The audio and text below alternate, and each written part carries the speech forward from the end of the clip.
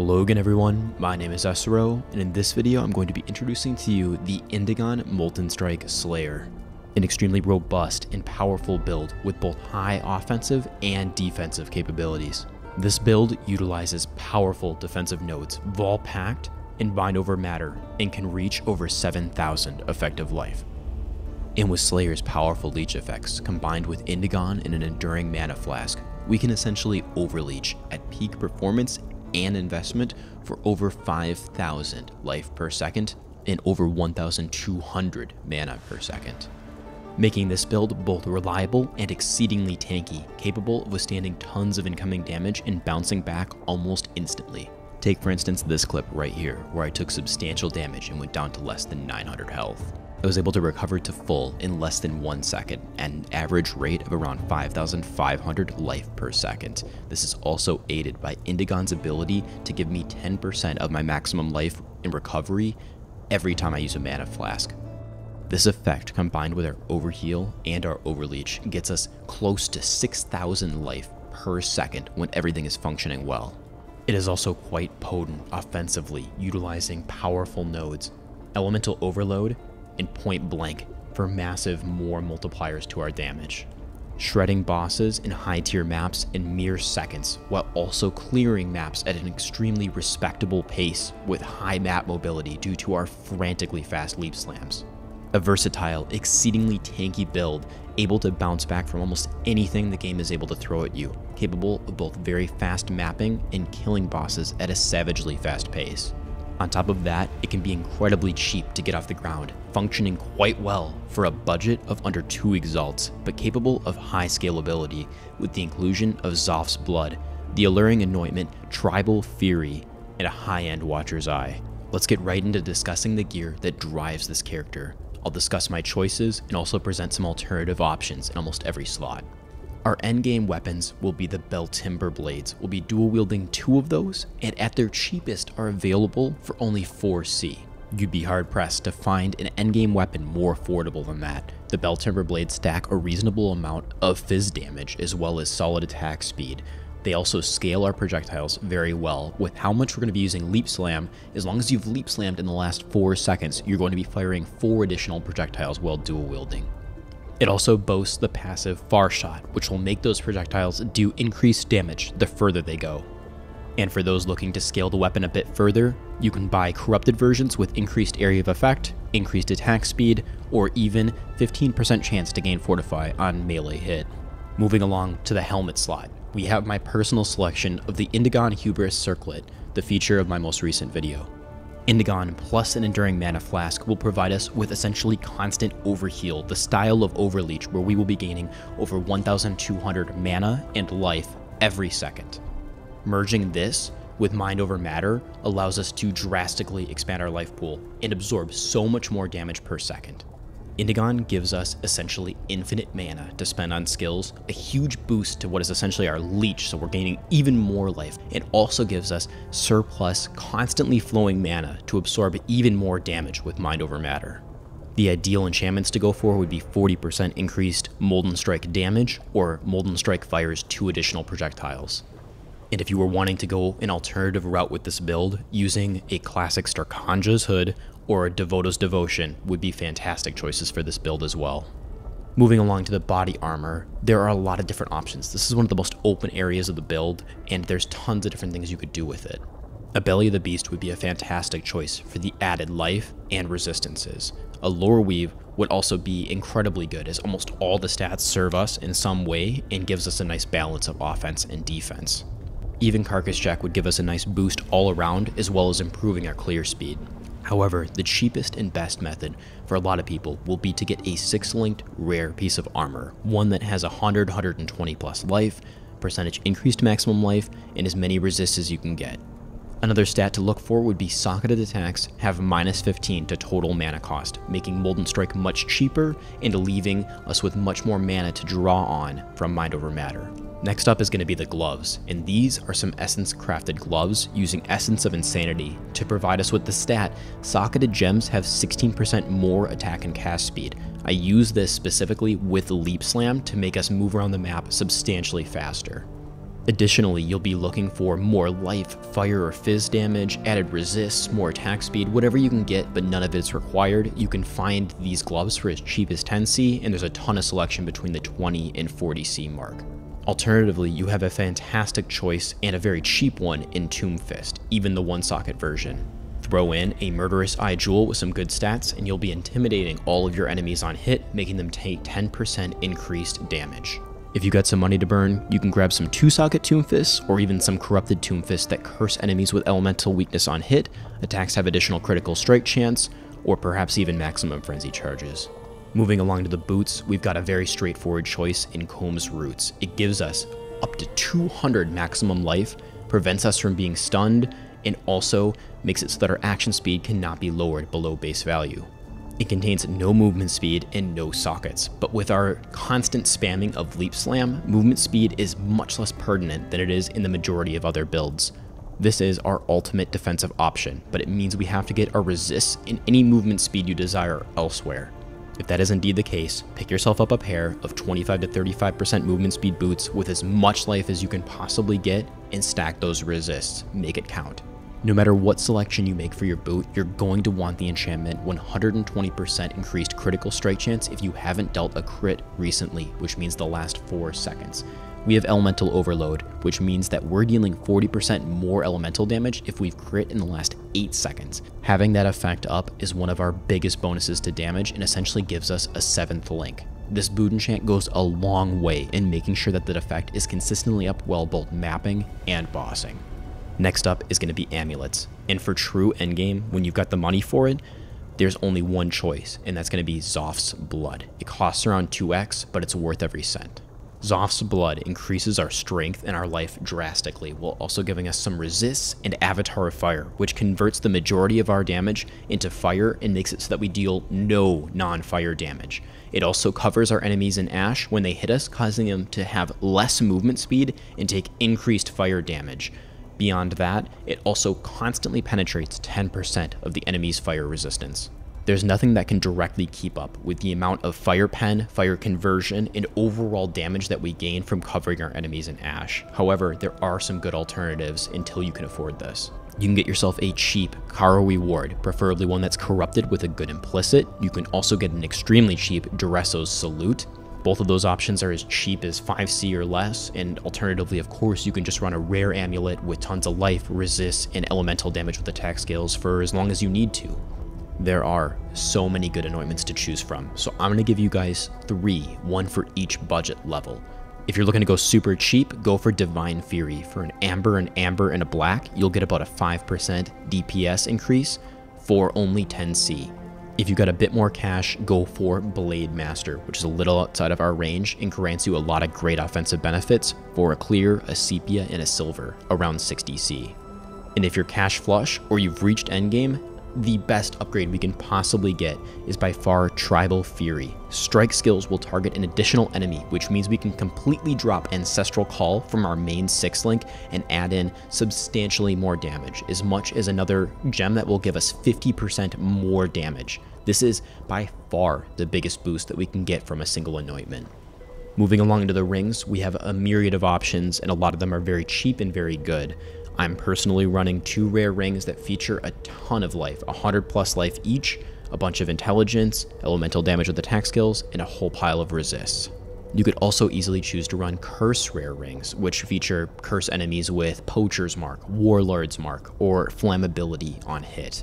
Alternatively, if you want to sacrifice all those stats you get, you can go ahead and use an Essence Worm, which will basically just eat that 50% mana reservation from your Anger gem, and it will give you an additional 300 or more mana to be used with Mind Over Matter, which can increase your available life pool pretty substantially.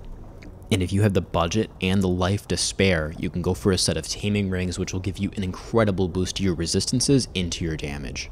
Finally, belts are going to be another option filled with a rare item. You can either go for a Stygian or perhaps a leather belt. Just stack as much life, resistances, and elemental damage with attack skills as you possibly can. Additionally, looking for the stat, increased Flask mana recovery rate will boost the amount of mana that we can recover per second with Indigon and also give us that boost to life as well. Alternatively, you could go for the Retch, which will make your flasks last 60% longer, give you movement speed bonus, as well as some resists in life, a very solid belt overall. Going over the flasks, we're going to start off with Dying Sun, which gives us additional area of effect and additional projectiles, basically just scaling Molten Strike completely. Cinder Swallow is an incredible flask. It not only provides us with Onslaught, but it also gives us recovery for life, mana, and energy shield. In addition, it will also provide you with another benefit, one that you can choose for yourself and customize however you'd like. However, I think one of the most beneficial ones for this build is the increase to critical strike chance, which allows us to have elemental overload up more often. Next up is going to be a selection of Wise Oak, so you'll have to balance your resists around the flask. You'll want to make sure that fire is your highest so that you penetrate 15% of the enemy's fire resistance, and whatever ends up being lowest, you will take 10% reduced damage of that element. Next up, you're going to want some sort of life flask. I prefer one for this build with all of the overleech and all of the overheal that we get. I prefer an instant life flask, one of heat that removes freeze, and one that I can use instantly to get me out of a bad situation and recover life extremely quickly. Finally, we're going to have the Enduring Divine Mana Flask that we've been discussing. This flask gives us the most possible mana recovery per second. This will constantly over-recover our mana, even when we're at full, and thanks to Indigon will also affect our life. This effect can also be queued, so if you spam this at the start of a map, kill a pack, and spam it some more, all of those usages will continue to queue, one after another without you pressing another button. There is, of course, a secondary effect for the Divine Mana Flask. This does not carry through for queued usages, but will occur every time you actually actively use the flask. And that can be increased attack speed, that can be curse immunity, that can be immunity to freeze or any other ailment that you're concerned about. Tons of great options and a fantastic flask overall. There are, of course, a few solid alternative options. If you didn't want to go for the Cinder Swallow, you could just use a much cheaper normal Onslaught flask. It loses a lot of the utility, but can still be pretty solid. Beyond that, you can also choose to run a movement speed Quicksilver flask. If you find that your base movement speed with this build, with or without Comb's Roots, is too slow, you can of course slot in a movement speed and sacrifice some of your damage or utility to make the build flow a little bit smoother while looting. Concluding with our gear, let's go into the jewels. You will immediately want to pick up a Wildfire Crimson Jewel. There's a lot of good corruptions you can get, but primarily you just need the jewel's main effect, which is going to be causing Molten Strike to have increased area of effect and fire 2 additional projectiles. It's basically going to be exactly Dying Sun's effect, but on an extremely cheap jewel. Additionally, you'll have multiple slots for either Abyss Jewels or just classic Crimson or Viridian Jewels. If you're going Abyss Jewels, go for maximum life, maximum mana, attack speed, or some fire damage. If you're going for regular jewels, I like to stack attack speed, percentage increased maximum life, and perhaps int or maybe some resists, whatever you need the most. The cherry on top of all the gear, like a lot of builds, is going to be a Watcher's Eye Prismatic Jewel. It will add some fantastic effects. We have a ton of different options that we can pick from, and also improves our life, our mana, and our energy shield. We have 2 strong offensive options in my build that we can look for in these jewels, which is going to be Precision and Anger. With Precision, we can look for increased attack speed and increased attack damage, and if we're looking at Anger, we can try to get percentage increased fire damage, we can look for fire penetration, or we can look for percentage physical damage gained as extra fire damage. Getting a Watcher's Eye Jewel that has just one of those 5 relevant stats is quite easy to do and will typically cost somewhere around 50C to 1x. Additionally, my build chooses to run a very low level Clarity. These stats that you'll be looking for on a Watcher's Eye are a lot less desirable than the super powered offensive options, but you can get a much cheaper Watcher's Eye or also couple one of these stats with one of the more offensive options. Those stats being lowered mana cost of skills while affected by Clarity, percentage increased mana recovery rate while affected by Clarity, or percentage damage taken from mana before life while affected by Clarity. All of those stats are quite cheap to find by themselves especially, and are huge boost to our survivability. You can also find a jewel like the one right here, which combines one of the 5 relevant offensive stats with one of the Clarity stats, and you can find those for quite cheap as well typically. The ideal jewel to look for would of course include multiple Anger stats or multiple Precision stats if you have a ton of money to throw around, but if you've got a reasonable budget, look for one of the Anger stats and grab one of the Clarity stats as well, preferably percentage increased mana recovery rate. Without further ado, let's go ahead and hop right into the links that make this build function as well as it does. We'll begin first and foremost with Molten Strike itself. Molten Strike is a two-part skill. It has the initial melee hit as well as all the magma orbs that are thrown after that melee hit has registered. You can scale each of these independently, but we're going to be focusing primarily on scaling the orbs themselves, although the melee hit will also benefit from many of these choices. Our first link is Multi-Strike, which gives us a more multiplier to our attack speed as well as a more multiplier to our damage on the second and third repeats, giving us an insane amount of attack speed and making the build feel substantially better. Following that is damage on full life. As a Slayer, with as much life recovery as we have from Indigon and as much leech as we have, we are on full life a lot, the majority of the time, and we're going to be utilizing that to its fullest potential here. At maximum level, we'll get around 50% more damage, virtually constantly. Following that, we're going to have elemental damage with attacks. It doesn't get any better than this, with about 54% more elemental damage done, with no drawbacks whatsoever. Following that will be Elemental Focus, dealing another 49% more elemental damage at the cost of not being able to inflict any ailments on our enemies. Finally, in the 6th slot, we're going to have Ancestral Call, which causes Molten Strike to target 2 additional enemies, greatly increasing our area of effect and our clear speed. Up until the point where you can afford to anoint Azov's Blood with Tribal Fury, you'll be wanting to use this as your 6th and final option. If you want to, you can also swap this for boss fights, but it shouldn't be necessary. When you're ready to replace this, if you want to get the most damage possible and really destroy bosses and still clear packs quite well, slot in Concentrated Effect. It will give you 54% more damage, but will cost you a lot of the area of effect, reducing your overall clear speed, but making you much more potent in your damage dealing. Alternatively, if you don't want to sacrifice that area of effect, you can still use Combustion Support. Despite our lack of ailments, you'll still get that 29% more multiplier. You can also get a similar level of damage increase from slower projectiles or fire penetration. All of those will be fantastic options regardless if you don't want to go with Concentrated Effect. This is a strong 6th link, filled to the brim with more multipliers. Combine that with the 7th link of Point Blink for up to 50% more damage up close, and the 8th link of Elemental Overload for 40% more damage just about all the time, and you've got a strong setup to deal a ton of damage to bosses and enemies alike. Next up is going to be Leap Slam, which is going to be socketed directly into our gloves, which grant it 16% more attack and cast speed. Socket in faster attacks and fortify, and you got a combo to be leap slamming around the map insanely quick and also be fortifying every time you accidentally or purposefully hit an enemy. I also love throwing a portal into this 4 link because it benefits from that 16% more multiplier, meaning that you can cast your portal very quickly. Just a convenience thing, but it is nice.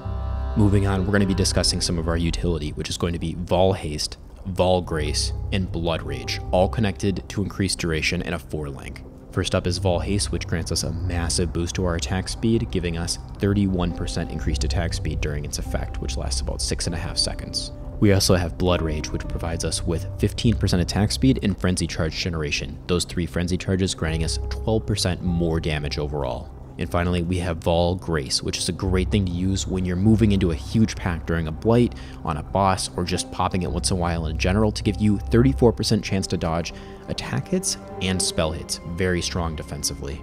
Up next, we have Vol Ancestral War Chief, which I have connected to multiple totems and to Culling Strike. Vol Ancestral War Chief can be used on bosses to deal a pretty substantial amount of damage and also gives our strike portion of Molten Strike, not the orbs themselves, but the actual hit, 32% more melee damage while the totem is active. For 1 button press, you summon 2 of these guys, they go absolutely ham on the boss, and because they have Culling Strike, when you finally get that boss low enough, they're going to insta-kill the boss. So in a quick fight, or if you want to use it to wrap up a fight later, they can be huge finishers and also give you a much-needed boost to damage. Finally, we conclude with the auras. I run Precision for that little boost in crit damage, but I keep it at level 1. You could level it a little bit, but you keep it very, very low, so it reserves almost no mana at all. I run Anger, of course, for the massive boost in damage. It provides you with a huge base level of fire damage to your attacks. I also run Blood and Sand, which is a fantastic ability for Molten Strike, as it basically allows you to switch into Blood Stance and then you're ready for bossing. You're dealing less area of effect, but doing more area damage, or switch into Sand Stance for your leveling, which gives you much more area of effect and lowers your damage a fair bit. It's a great balance, it's fun to switch between, and it gives your build added versatility. It's really, really nice. We're also running Clarity, which has a primary effect that doesn't really do anything for the build itself, but it only reserves just slightly over 30 mana and allows us to have Watcher's Eyes that have really fantastic effects, like all your skills have -10 to their cost, or you are recovering mana 30% faster, which ends up making a really big difference to the amount of mana we're recovering per second and our overall survivability.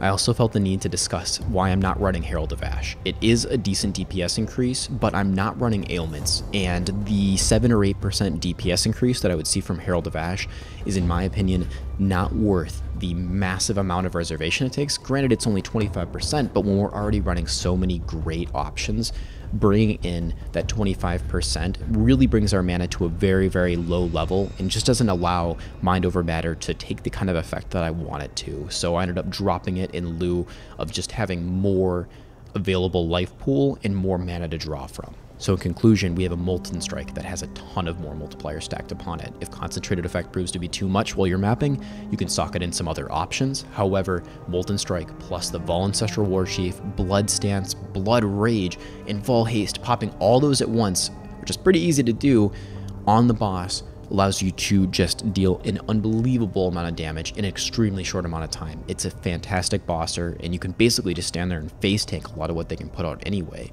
With 7,000 effective life, over 4,500 regen per second, you can withstand a lot, and you can dish out incredible amounts of damage. The build has some insane potential.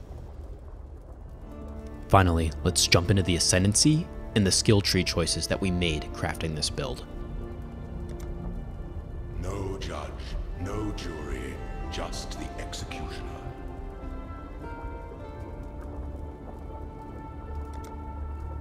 Slayer is an extremely powerful and destructive Ascendancy, focused mostly on damage but with surprising defensive capabilities because of its leech.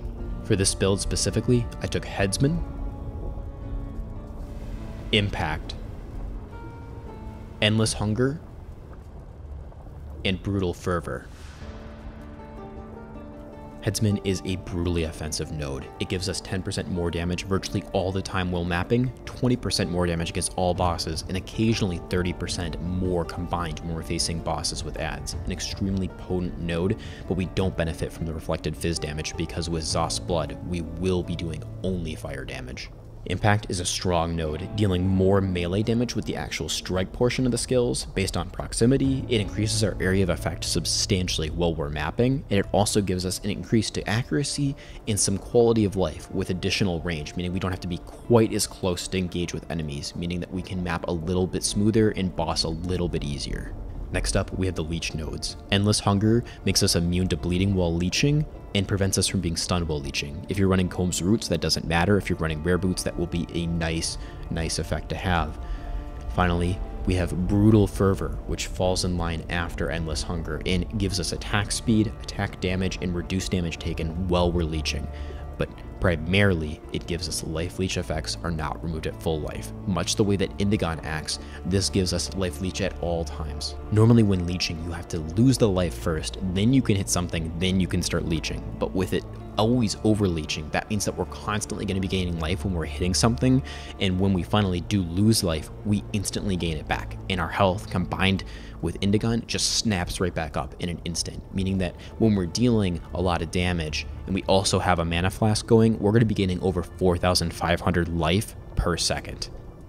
When leveling, you can totally just grab Endless Hunger and Brutal Fervor right away. You could also grab Impact or Headsman first, whichever one you feel is going to be best while you're leveling. I would tend to pick Impact, then get Endless Hunger, then get Brutal Fervor, and finally in Uber Lab you get the Headsman, as it is, in my opinion, the least helpful with just generally leveling and playing the game, but later on when you're clearing maps, it's going to be really nice to have. I think it's finally time for us to dive into the skill tree itself. Let's take a closer look. Let's go ahead and jump right into an overview of the entire late game tree. This is a tree that's very spread out. We needed to go all the way up to Elemental Overload and Mind Over Matter, so our selections are very concise. We went for the highest DPS, the most life we could get. We're getting as much as we can out of virtually every single point that we have selected, and that's because of all the traversing we have to do, but the keystones that we're picking up make up for it. Point Blank, Vol Pact, Mind Over Matter, and Elemental Overload all contribute immensely to the build's strength, survivability, and damage capabilities. Due to taking Elemental Overload, our crit multiplier has no effect, and we only need enough crit chance to be able to have Elemental Overload up consistently.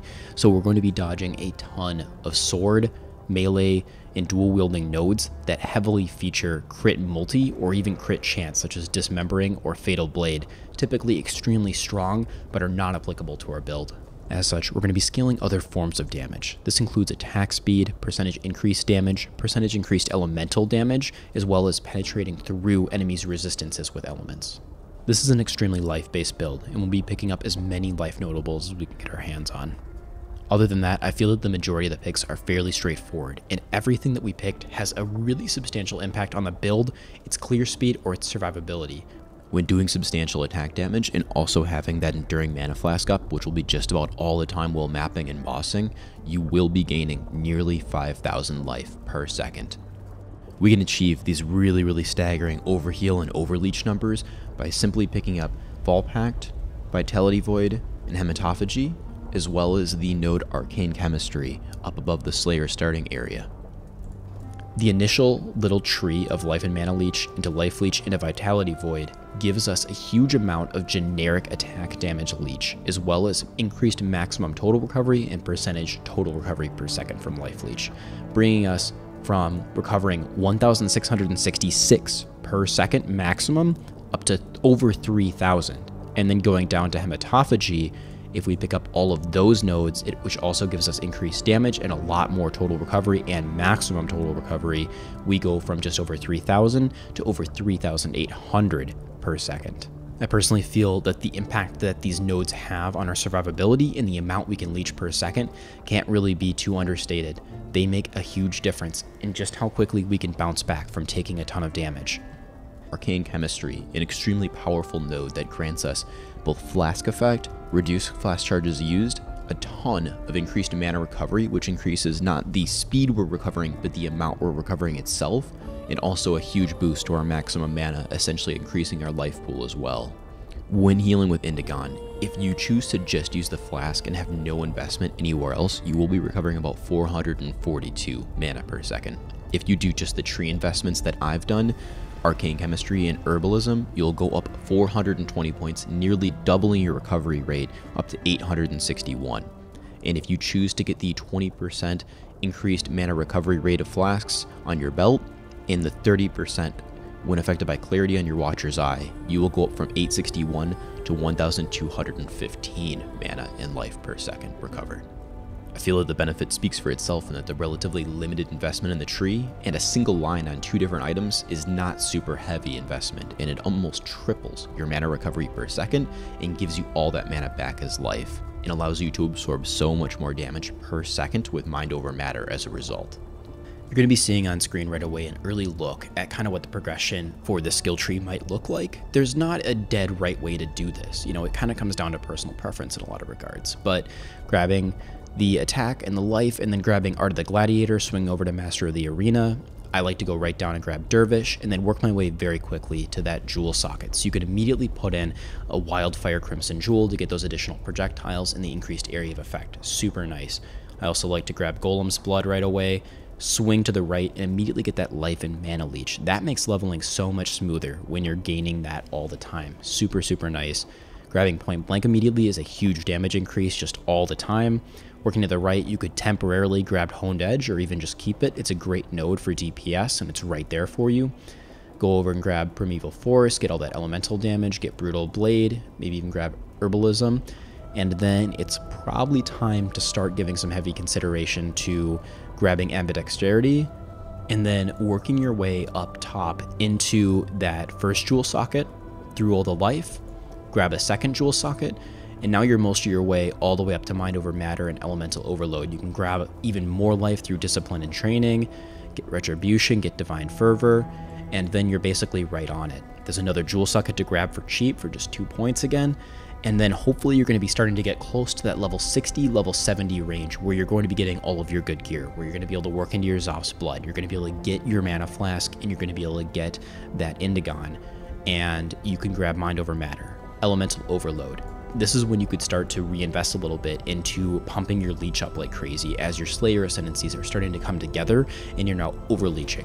All of a sudden, you're going to go from not being able to have a lot of survivability to having all of the survivability very, very quickly. From there, it's pretty much just going to be wrapping up whatever you've neglected or purposely put off, whether that's additional life, additional damage. You can scoop up whatever you need. You may have even left the life leech for last or neglected it entirely.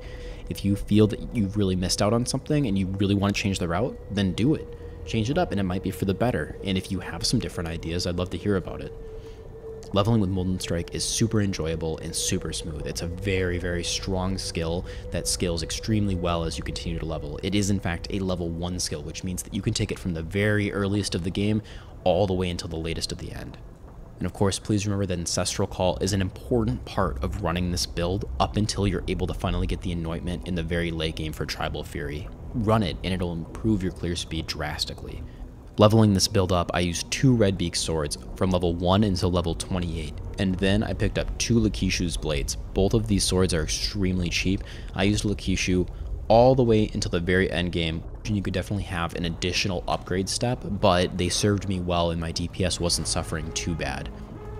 Molten Strike, through all the nerfs, continues to perform. It is an extremely potent boss killer and still clears maps with surprising ease. To be able to stack so much damage on top of such a huge available life pool, and to be recovering, to be overhealing, to be over-leeching so much per second is ridiculous. The amount of sustainability and durability combined with the damage capabilities, so strong. This build smoothly handles even the highest tiers of maps and is a really fun playstyle, honestly. It's frantic, it's fast, and you're able to really get up in the enemy's face and just kind of blow up bosses like they're not even there. If you made it this far into the video, I do appreciate the support. Thank you so much for watching. If you have any questions for me, please let me know. Any feedback is always appreciated. And as always, I've been Esro, and I will see you guys in the next video. Goodbye.